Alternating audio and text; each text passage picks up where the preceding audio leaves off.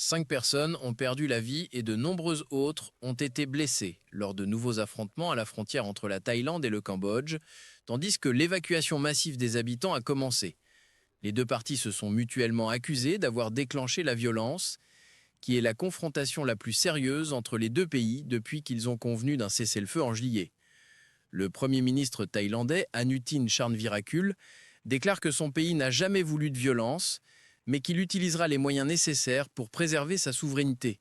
Pendant ce temps, l'ancien dirigeant cambodgien Hun Sen a accusé les envahisseurs thaïlandais de provocation en vue de représailles.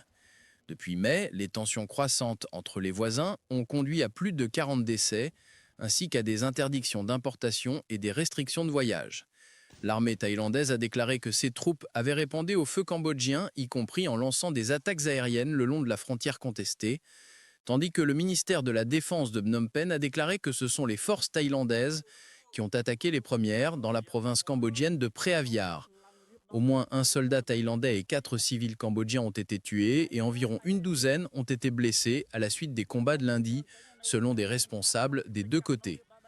Près de 650 écoles dans 5 provinces thaïlandaises ont été ordonnées de fermer pour des raisons de sécurité après les nouvelles tensions qui ont commencé depuis dimanche.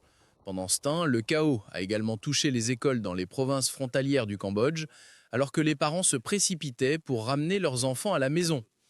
Le différend frontalier séculaire entre les nations d'Asie du Sud-Est s'est intensifié de manière dramatique avec une salve de requêtes du Cambodge vers la Thaïlande le matin du 24 juillet, suivie par des attaques aériennes thaïlandaises.